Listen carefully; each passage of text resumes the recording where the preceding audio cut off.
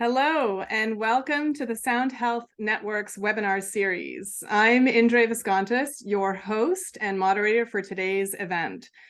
The Sound Health Network is led by co-directors Julene Johnson and Charles Lim, who composed our introductory music, and music therapist Sherry Robb and I round out the leadership team. Our mission is to promote research and public awareness about the impact of music on health and wellness. The Sound Health Network is a partnership of the National Endowment for the Arts with the University of California, San Francisco, in collaboration with the National Institutes of Health, the John F. Kennedy Center for the Performing Arts, and Renée Fleming. This webinar series features interdisciplinary conversations between researchers and other stakeholders in our community, representing diverse perspectives and addressing obstacles that stand in the way of our mission. This fall, we're focusing on how music can help heal our communities through our divisions and other struggles. The chair of the National Endowment for the Arts, Rosario Jackson, is here with us, along with musicians Fred Johnson and Quetzal Flores. Dr. Jackson is the 13th chair of the National Endowment for the Arts and the first African-American and Mexican-American woman appointed to that role. Dr. Jackson's career has focused on understanding and elevating arts, culture, and design as crucial elements of healthy and equitable communities. A planner, researcher, and academic, Dr. Jackson is a tenured professor on leave from Arizona State University, where she led the Studio for Creativity, Place, and Equitable Communities. For almost 10 years, she served as a senior advisor on arts and culture and strategic learning, research, and evaluation at the Kresge Foundation and has advised other foundations. For 18 years, Dr. Jackson worked at the Urban Institute in Washington, D.C., where she was the founding director of Culture, Creativity, and Communities program. Welcome, Dr. Jackson. Quetzal Flores is a Chicano musician, producer, and cultural organizer raised in East LA. He's the founder and musical director of the Grammy Award-winning Chicano band Quetzal. From the experiences generated through his family, mentors, and the Chicano arts and cultural community, he has participated in multiple moments of radical transformation. In 2000, Quetzal was part of a group of artists from East LA who built important transnational and translocal relationships with Fandango communities in Veracruz. Then, in 2009, he co-founded the Seattle Fandango Project, a participatory music and dance community instrumental in providing an intergenerational space for people of color throughout Seattle. Since 2012, Quetzal has served as a program manager for the Alliance for California Traditional Arts, overseeing health and equity work in Boyle Heights. And most recently, he co-founded the Community Power Collective, an organization that builds power with low-income tenants and workers through transformative, cross-sectoral organizing to win economic justice, community control of land and housing, and to propagate systems of cooperation in Boyle Heights, East LA, and the greater LA area. Welcome, Quetzal. And Fred Johnson is an artist and educator dedicated to the journey of creating spaces that serve to manifest the restoration of our highest energy of humanity. He's a versatile artist and healer. He's opened for acts as diverse as Aretha Franklin and Dr. Deepak Chopra. He's an acclaimed jazz vocalist, sacred chanter, storyteller, author, and arts educator. He's also a graduate of the National Academy of the Performing Arts. He's opened for or recorded and toured worldwide with jazz and R&B legends like Ramsey Lewis, Chick Corea, Sonny Rollins, B.B. King, Patti LaBelle, Herbie Mann, and Miles Davis, among many others. He's recognized globally for his work in the health and wellness community, as well as his extensive work in international interfaith peace and reconciliation.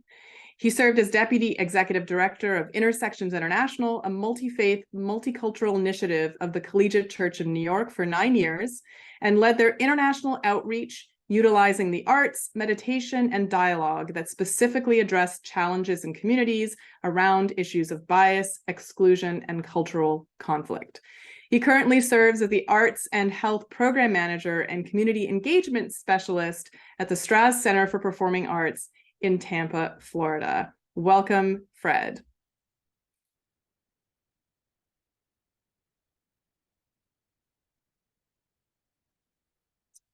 Fred, can you turn on there you are. Are you there? Oh, I think we might have lost him because we're in the midst, as we're recording this, of a hurricane, and it's possible in Florida where he is, it's possible that we've lost a signal. Fred, are you back? Yes, I'm back. Okay, great. Great to see you. Great. Sorry, there's a storm brewing out there, and this is Yes, the first time today that we've had that happen. But yeah, happy to be with you. of course, right at the opportune moment. But I'm glad you're back because I actually wanted to start with your early childhood and your story. I watched a performance of yours that was so moving to me that I was hoping you could tell us a little bit about your early childhood and specifically about the role that rocking and music and intoning played in terms of how you comforted yourself during adverse childhood experiences. Sure. I first of all, I just want to say that in this kind of crazy world, you never really know a person's reality. And the one thing that I've come to realize that is in my personal life and engaging with everyone or every culture that I've engaged with, that there's this connection of music that's really powerful. It started for me at a very early age. I was a ward of the state at 18 months old. And so the first 5.5 years of my life was the reality of kind of living in foster homes and uh, being in that experience where there was no permanence. So early on in my life, the one consistent or the two consistent things that I had was the sound of my voice helped me to calm myself. It was really kind of how I came to know comfort. And it was an inward journey. It was an inward sonic journey, so I could really feel it inwardly and rocking. The human animal we have the need for motion and sound. So in those developmental years for me, creating motion was a really important thing in creating sound. And as much as I can remember, I felt kind of insular. I kind of had this internal world, but that was what worked for me. And I can remember being able to create sound that was almost inaudible outside of me, but that I could really feel inside. And it was my comfort zone. When I began to learn to speak, it was way more comfortable for me to sing what I was thinking than to say what I was thinking, because that was kind of my connection. And when I sang, it was the first time that I felt like people connected to me in a positive way. I would sing and people would treat me in a different way. So sound became kind of my link to the okay, because I lived in that world where you were a rocker, something was wrong with you. Even at the age of 5.5, I was adopted by two really wonderful folk that were quite a bit older than me, Robert and Pearl Johnson, and, really embraced me to the degree that they could. But, early on, they were like, boy, what's wrong with you? So, people perceive that you got a problem. But again, when I would sing, it connected to me in a different way. And so it was how I came to kind of define my okayness was through singing. And oftentimes in our lives, it's the greatest challenges that we perceive that we have that are the most rewarding for us. The work that I do in the world now, in communities here in the United States, and when I travel internationally or when I engage in communities, I think I have a certain measure of understanding of the power of sound because it was my lived reality. It's like when I was early on, what people would say, oh, I think he's got perfect pitch. I think I was just in tune. I was attuned to the frequency and vibration of sound. And I remember in my life when I stopped thinking like an entertainer and I began to understand that I was more of an entrainer. I had the incredible opportunity to study with two master teachers, one from Ghana and one from Senegal. And this ancient tradition of sounding and what I refer to now as melodic narrative, or understanding how in practical ways to apply music, to apply melodic narrative and song to empower communities and to empower individuals is thousands of years old. It's really, really an integral part of the most ancient civilizations of the world. So I feel like those early years really foundationally guided me to do the work that I do now, albeit they were very challenging. I feel the gift lies in having that internal knowingness. So when I was introduced to the body of knowledge about the importance of sound and frequency, I understood it because I had lived it. So for me, it feels to me like it was my calling.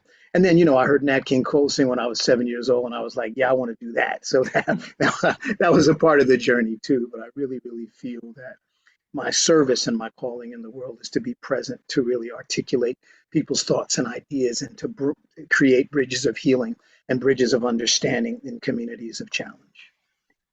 I mean, one of the things that I love about that story and that history is how clearly it underlines the importance of making music rather than just being a receiver of music. And I think that's something we're going to talk about, today and in generally when we think about music improving our health and well-being, whether it's the cognitive benefits that come with musical training or, the benefits that come with music therapy in particular conditions, often the person who benefits the most is part of the music making process. So this is something that they're not just listening to, but actually actively engaging in. And so that brings me actually, Dr. Jackson, to one of the concepts that you've articulated in terms of things that are important to you as the leader of the NEA. This idea of leading artful lives is a kind of big tent concept. Can you tell us a little bit about that?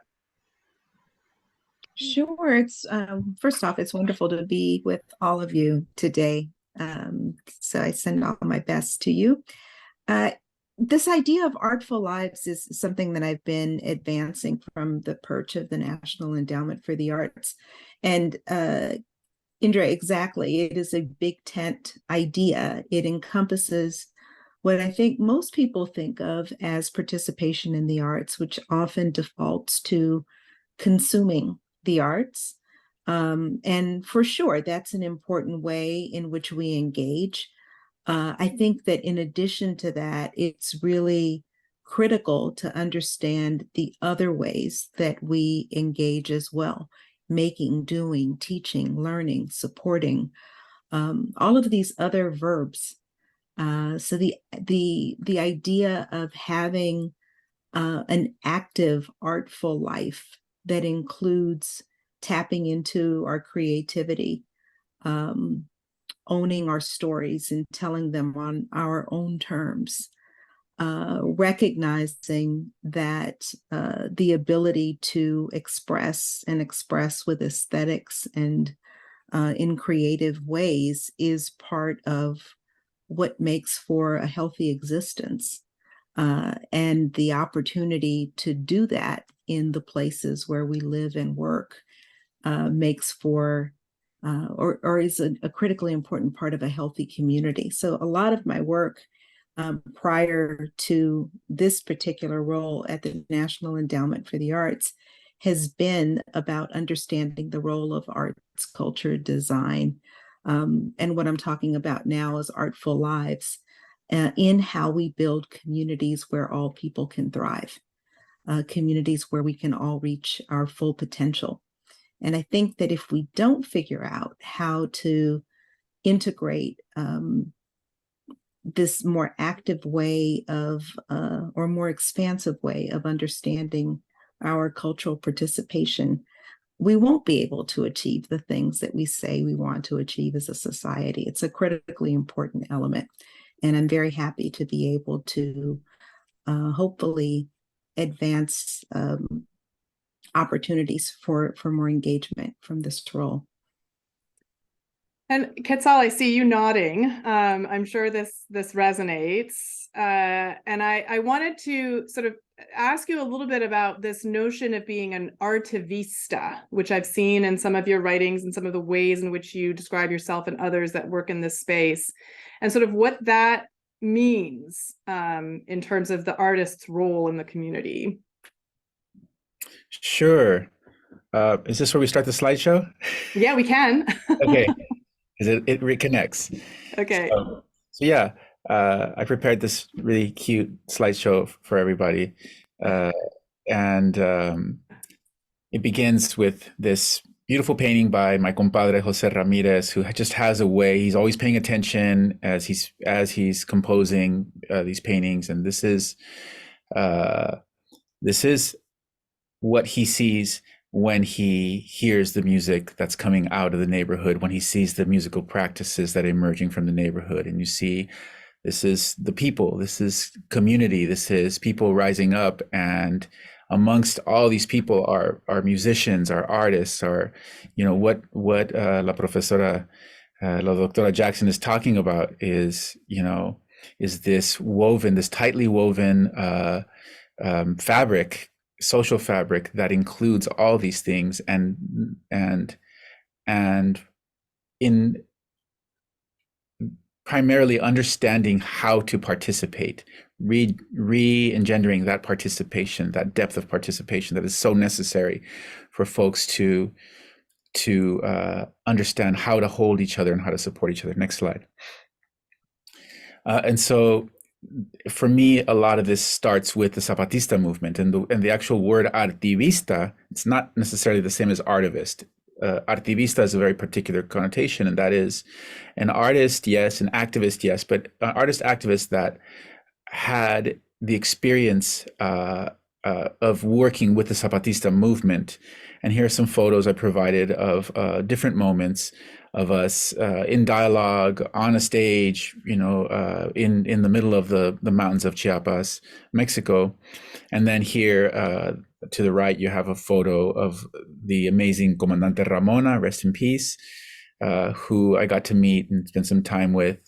And to her right is Jose Ramirez, the painter, who painted the painting that I showed you at the beginning. And then to her left is Gabriel Tenorio, another musician, artist, artivista from the neighborhood, and then myself. And there's this idea down here, and the Zapatistas, they one of the beautiful things they did was to offer a lot of word, a lot of poetry, and the poetry had a lot of depth. And when you sat there and were able to really dig into it, you would be able to draw out tons of understanding. And this statement here, it says, todo para todos y nada para nosotros. Everything for everybody and nothing for ourselves. And what this is telling is it's a code, it's a way of being that as long as we can work and push forward for this idea of justice with the benefit for everybody, and not looking inward, not looking at ourselves, that we are also a part of everybody, and that, you know, that we can take care of ourselves, each other, simultaneously in this sort of mode of working. And the Zapatistas were really influential on my understanding of what music is and how it functions. And this is the first time that I actually saw collective songwriting. And Rosa Marta Zarate, an amazing figure in the movement, she's the one that showed us how to do collective songwriting in this moment in the mountains of Chiapas in 1997. Next slide. This is the movement of music that I come from. This is just some of the bands that I'm naming: Aslan Underground, Olin, Osomatli, the Blues Experiment, Quetzal. This is a whole movement of music that belonged to a larger movement of art and culture in Los Angeles, in East Los Angeles, that had a tremendous influence, not just sonically, musically, but politically as well. These are all people that were operating on the value system and on the theoretical frames that were being provided by the Zapatistas, and that we were ourselves generating other theoretical frames around that and practices. And these are all musicians who were very thoughtful about how they were doing music and what they were doing with it and how it was landing in community. Next slide. And then we come across the Fandango Jarocho, which is the community practice of music from Veracruz, Mexico, that is built around concentric circles, is built around participation, this democratization of music practice, the rehumanizing of music practice, pulling it away from the industry, pulling it away from the market politic, and placing it in the hands of community people. And that the criteria for success is depth of participation. And the Fandango was incredibly influential. in terms of how we were building a community, and continue to build community. And Fandango communities can be found all over the United States in major cities. And there's a reason for that, because people were looking for ways to participate. And this gave them a very clear way to participate. And then next slide. From that, we were able to connect to other communities of practice that were doing participatory practices. And these pictures are all part of something called Fandango Obon. And this is a way in Los Angeles in which we have been able to begin to heal those fractures between communities through participatory music and dance practices and circle dancing. And so people practice Fandango, they practice Nigerian traditions of dance and drumming, they practice Ghanaian dance and drumming, Japanese Obon dance, honoring the ancestors, and so on and so forth. And there's a lot of different cultures that go into these practices. And so it's a really beautiful moment and a beautiful opportunity for us to be in conversations through reclaiming our bodies, reclaiming our songs, and developing new narratives around who we are and how we're connected, and what our collective vision is moving forward in terms of the idea of justice and healing, and not just ourselves, but the earth and our relationship to the earth, and so on and so forth. Next slide. And then through the Alliance for California Traditional Arts, I was able to build a prison program and also teach simultaneously, admin and teach inside the prisons, and use all the information that I was gathering around how music lands in community in this very particular way to build community inside prison. And that's not an easy thing to do. And one of the things I want to say is, in all these practices, at the root of it is empathy, is learning empathy. This is what a big thing that we're all lacking in the world today is how do we build empathetic practices, right? And just the basic function of empathy. And so when you're teaching in prison, it's really important to center ourselves in empathy and to help others find that empathy and find each other in that empathy.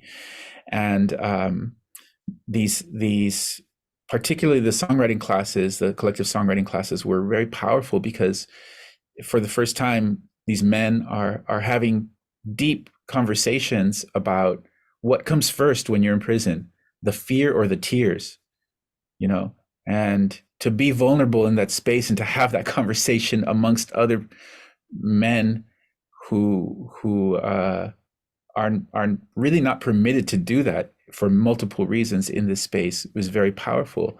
The other song, the actual song that's back here on this paper, in the photo to the left, is about phone calls, the 15-minute phone calls they received. And the chorus says, 15 minutes of reality, life can change with the blink of an eye.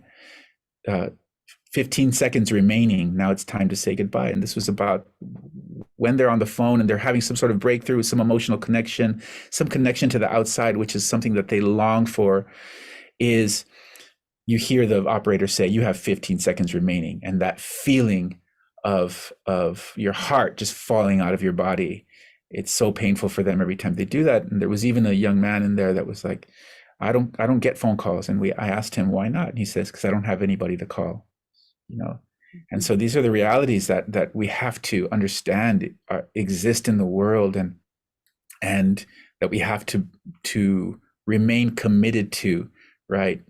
To learning how to hold others, how to hold each other while we learn how to hold ourselves, right? And I'll stop there. There's a lot of food for thought there, a lot of beautiful imagery. Thank you for sharing those images with us and that story. And as you talk about these different spheres in which you are making music and engaging others in the process of collective songwriting, in a few minutes maybe we'll show a video of one of those projects. But I wonder, Dr. Jackson, if you want to comment on this this idea of cultural spheres that are growing and expanding, and where we don't just silo music into its own thing, but rather there's this intersection between spheres. Sure. So I think, at their most powerful, the arts don't exist in a bubble. They don't exist in a silo. They're often very organically part of something else. And that isn't to say that the things that are specific and often sublime and in what we think of as a conventional cultural sector aren't important. I think those are. That said, I think that the ability to recognize the impact of art on the different dimensions of ourselves as individuals and our collective selves as community is so critically important. The impact in so many of the ways that Quetzal just described, in self-discovery, in connection, in education. There's so much that is necessary, I think, at those intersections. And some of the things that I'm interested in advancing and am advancing through the National Endowment for the Arts is lifting up that work that happens at those intersections, that very generative and important work that sometimes isn't fully understood because it sort of is betwixt and between. Do we call it youth development or do we call it art? Well, of course, it's both. So why try to separate that out? And here again comes the inclination to move away from separating out art from the very thing that it is most connected to, aligned with, a part of. And I think that requires us thinking a little bit differently than the way we default to thinking about how art does and should exist in our lives. So Fred, one of the projects that the NEA has had a hand in funding is Creative Forces, which I know you've been involved with. I wonder if you could talk a little bit about that work and sort of, how it corresponds to this intersection of arts and healing and community. Sure. Creative Forces is a really great kind of blending of the understanding and the commitment to do science and research that kind of quantifies what many of us as artists have felt our whole lives, because we know what we feel and we know what we think we feel when we are in front of audiences, and there's a healing for both. But the National Endowment for the Arts and the Department of Defense and Americans for the Arts and the Veterans Administration got together a number of years ago and started to do specific science and research around the importance of art as a therapeutic support for veterans. I think it started initially with traumatic brain injury and PTSD. But the whole inclusion of art therapy at VA hospitals for veterans, using music, using dance, using visual art, using literature as a way to really empower veterans to heal, to work in alignment with the rest of their therapies, to bring a sense of fullness back. In many instances, just to have a veteran place a drumstick in their hand and just be able to tap the drum, or just to be able to use brush. So this is what I call one of the really, really important threads in the tapestry of art as a healing modality. Our participation at the Strass Center for the Performing Arts, in alignment with our Arts and Health program, was to be a part of a team. There were 11 original community connector partners to align with VA hospitals to create the clinic to community connection. So a veteran gets an introduction at the VA hospital or in clinic to the importance of art, and they really align and connect to that. So what happens when they leave the VA hospital? So we partnered with one of our local VA hospitals, and ultimately with both of them, with the James Haley VA Hospital in Tampa, Florida, to create something that we call Vet Art Span, which is really it's a website, and that website we endeavored to be the answer to what the concepts that we got at a regional conference, a local regional conference where artists and veterans and VA support groups and the NEA and Department of Defense came together, and we asked our community of veterans, what is it that you feel you don't have? And one of the first things was, well, everybody wants to speak for the veteran, but the veteran doesn't get the opportunity to speak for themselves. So, veterans felt like they needed to have one voice. Veterans more broadly needed to understand, what is this art thing? How does it work? I don't necessarily understand what's the difference between art therapy and what y'all are talking about doing, creating some space where we can come.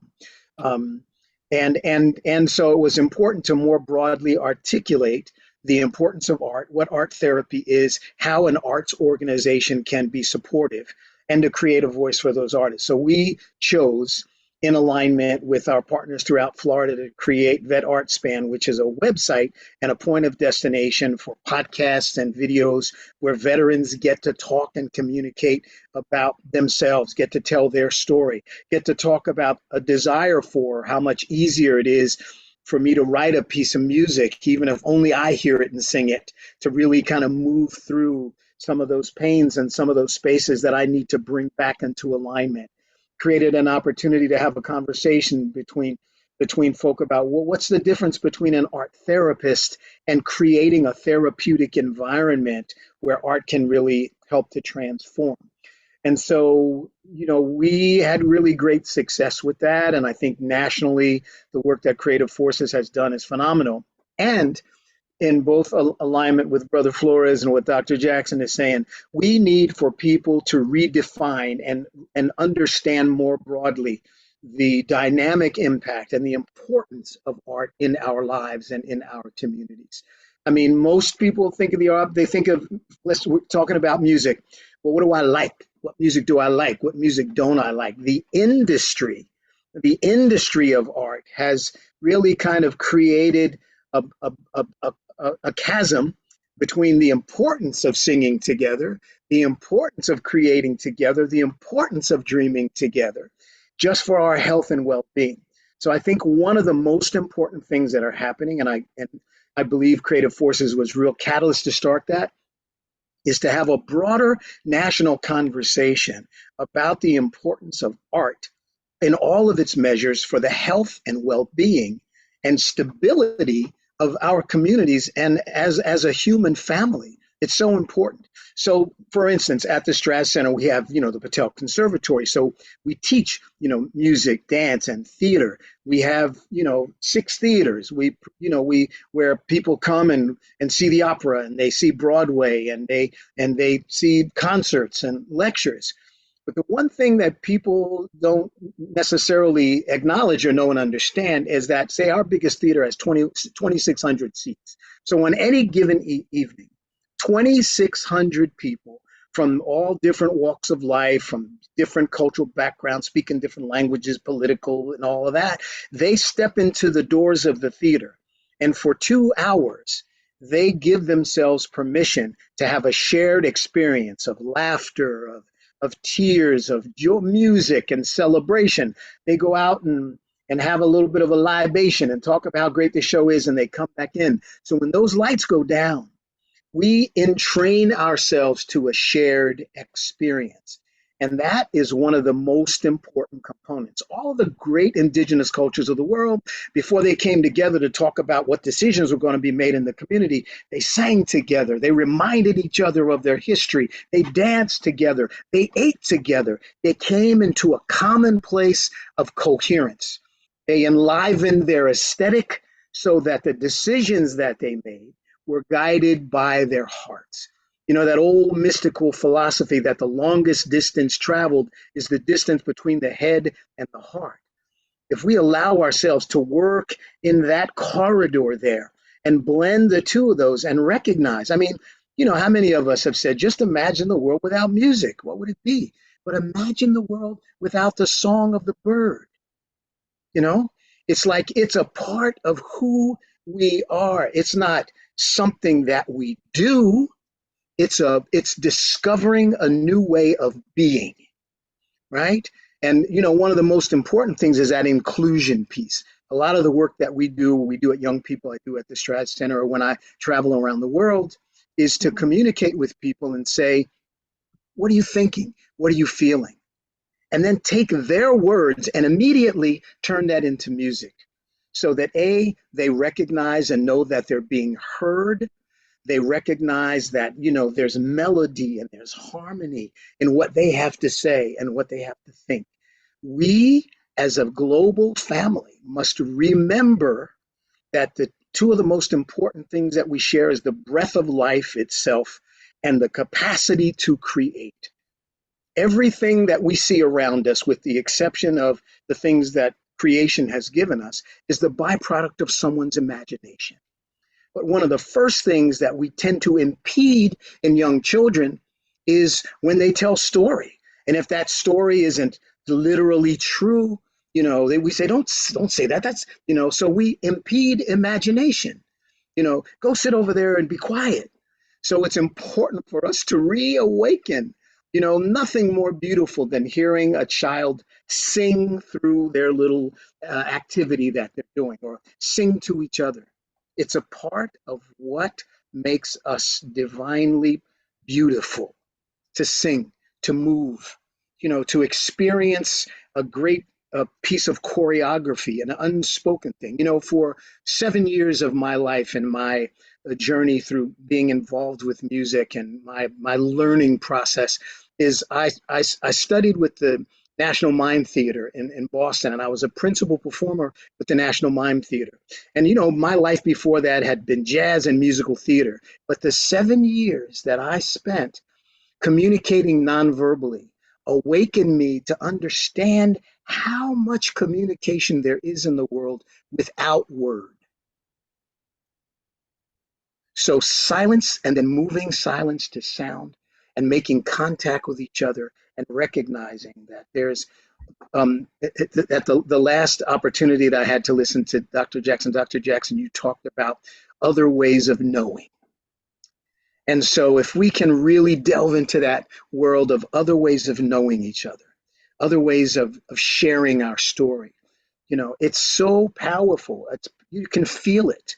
And we've gotten away from that because it's like, well, I'm going to go to theater, or I'm going to go listen to some music. My thing is, we were created to be music in so many ways. It's with us all of the time. And so to the degree that we can redefine art and artistic expression as an integral part of our way of being, then I think we can realign some of those disconnections that have occurred because we've departmentalized almost everything that exists in our world.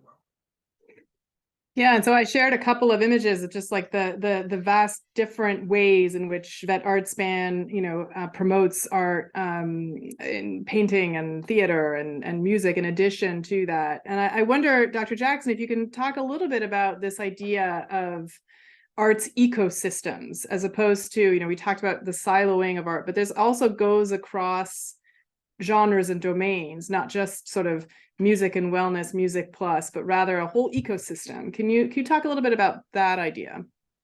Yeah, sure. When I think about how we make investments in the arts, and I say this generally, just how any entity makes investments in the arts, a lot of times we think about like the show or the thing that is going to be produced, and that's part of it. But I think when you take an ecosystem approach to understanding how we can bolster the arts in the United States, it's important to recognize again that holistic way of understanding how the arts show up.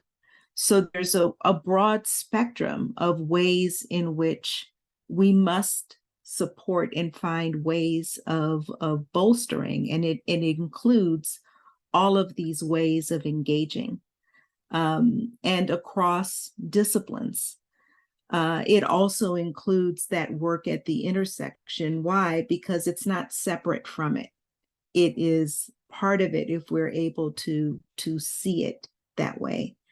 So an ecosystem, as I am thinking about it and trying to use the concept to guide some of the work, it is, again, a big tent idea, and it encompasses work that sometimes has been only at the margins, right? So the work that is creative forces, or the work that is arts education, or the work that is similar to what Quetzal has been talking about. This is central, this is core, this is important, these different ways in which the arts show up, and in this case, music in particular. We have to think about the different leverage points that allow for those experiences to be available to us. And I think the different leverage points create many more opportunities to support, many more opportunities to engage. So there's something about thinking more holistically and recognizing that something that is holistic requires inputs and supports from many different sources. So that's some of the thinking related to the ecosystem. And that very much aligns with the concept in biology of the edge effect, where two ecosystems meet is where there's the most diversity, the most proliferation of new species and new ideas. And that's one of the things that I find really exciting about these working at these intersections, is that it really seems like it's just such a rich environment. I want to show a little video, Quetzal, of some of your work from the King County Juvenile Detention Center, really illustrating how collective songwriting might work. I mean, it's one thing for us to talk about it, but I think, you know, when you see it in action, you see just how compelling it is. So here we go.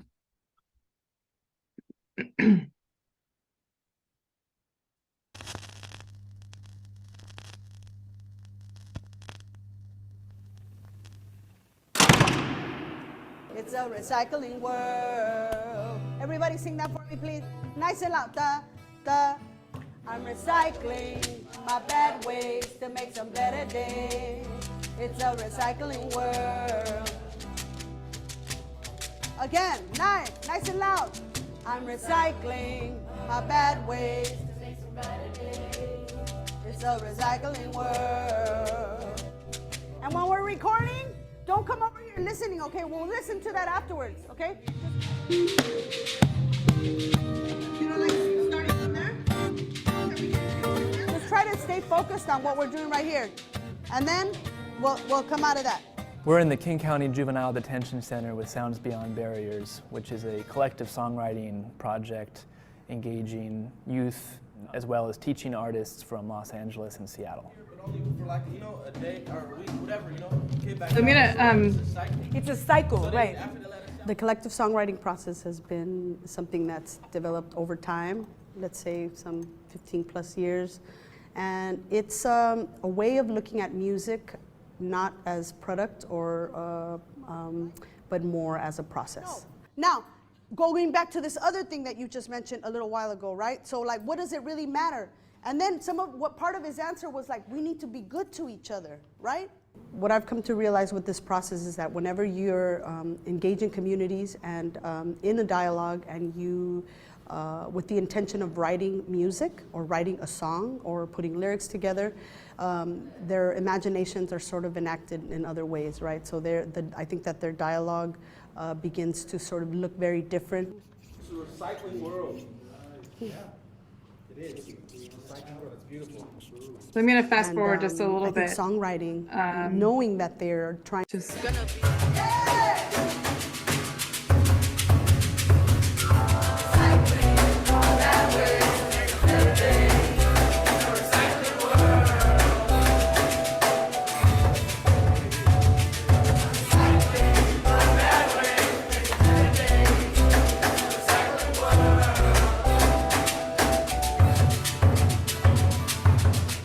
place that's rougher than the burbs. The weed is lace and people moving birds. Big homie die, little homie in a herd. I guess you could say that's recycling how this works. I ain't talking paper and I ain't talking glass. I'm talking about the future, I ain't speaking about the past.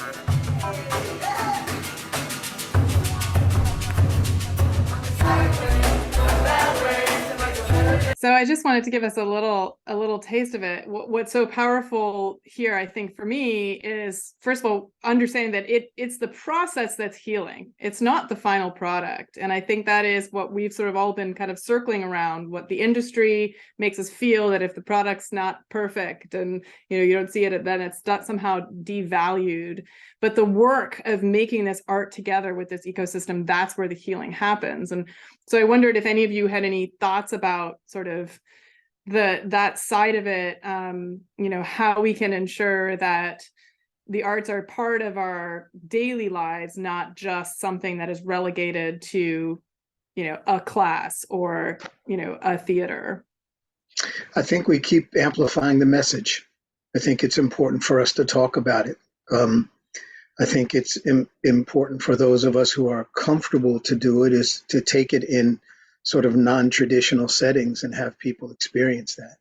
I mean, I think that's the thing, is to really, really have a conversation to as institutions and organizations, to really articulate that, and whatever opportunities we're given is to create examples so that people can really feel and understand it. I really think people are seeking, they're searching all of the traditional ways of feeling okay. There's a lot of talk about what's wrong with the world, but I believe that is an opportunity for us to infuse creativity in a way.